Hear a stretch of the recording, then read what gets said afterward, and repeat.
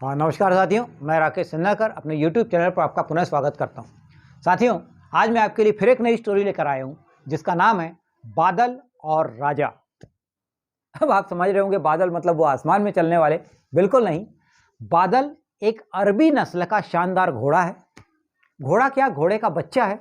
उसकी उम्र लगभग 1-1.5 वर्ष है और वो अपने पिता यानी राजा के साथ में रोज ट्रैक पर जाता है। राजा घोड़ों की बाधा दौड़ का एक चैंपियन है और वो लगातार अपने मालिक को कई वर्षों से सर्वश्रेष्ठ घोड़सवार का खिताब दिलाते आया है। एक दिन बादल और राजा जा रहे थे तो अचानक राजा ने देखा कि बादल ट्रैक के किनारे बड़ा उदास सा बैठा हुआ है। राजा ने बादल से पूछा, क्या बात है, ऐसे उदास क्यों बैठे हो?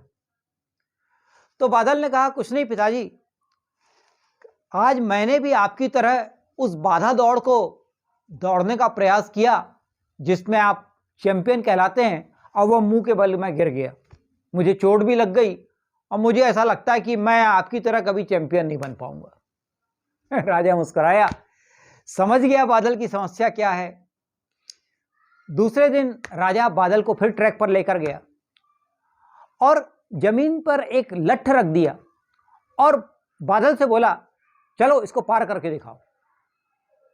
बादल ने देखा, बोला, क्या पिताजी, ये तो जमीन पर रखा है, इसको पार करना कौन सी बड़ी बात है। राजा ने डांटते हुए कहा, जैसा मैं कहता हूं वैसा करो।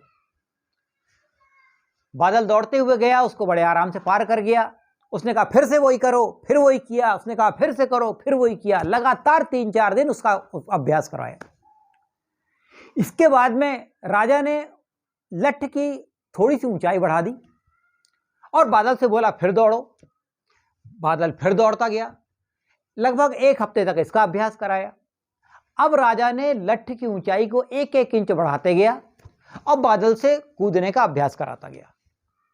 ऐसा करते करते करते करते एक दिन वो दिन भी आ गया बादल के सामने कि वो बाधा दौड़ जिसके सामने वो मुंह के बल गिरा था, वही ऊंचाई उसके सामने थी। और तब राजा ने कहा, यस, स्टार्ट, 1 2 3 जंप, 1 2 3 जंप। उसका खूब उत्साहवर्धन किया, ताली बजाया और बड़े उत्साह से भरा हुआ बादल गया और उस लठ को भी पार कर गया। आज बादल के खुशी का ठिकाना नहीं था। ये वही बाधा दौड़ थी जिसके सामने एक दिन बादल मुंह के बल गिरा था और उदास हो गया था। आज उस बाधा दौड़ को बादल ने पार कर दिया। उसको विश्वास हो गया कि मैं भी अपने पिता की तरह एक चैंपियन घोड़ा बन सकता हूं, बाधा दौड़ का चैंपियन बन सकता हूं। और इस आत्मविश्वास से भरकर जब उसने अभ्यास किया तो वास्तव में बादल भी राजा की तरह एक चैंपियन घोड़ा बन गया।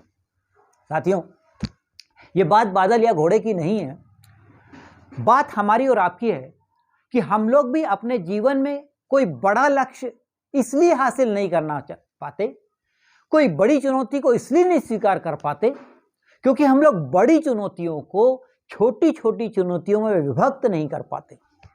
हम लोग डायरेक्ट बड़ी सफलता प्राप्त करना चाहते हैं, हम लोग डायरेक्ट विनर बनना चाहते हैं, हम लोग डायरेक्ट चैंपियन बनना चाहते हैं। लेकिन बड़े लक्ष्य को हासिल करने के लिए पहले उसको छोटे छोटे लक्ष्यों में विभाजित करना होता है। पहले छोटा काम करेंगे, फिर उससे थोड़ा बड़ा, फिर उससे थोड़ा बड़ा। इस प्रकार से हमारा आत्मविश्वास बढ़ता जाता है और जब उस आत्मविश्वास से भरकर जब हम लोग अभ्यास करते हैं तो एक दिन आता है जब हम लोग बड़ा लक्ष्य भी प्राप्त करते हैं।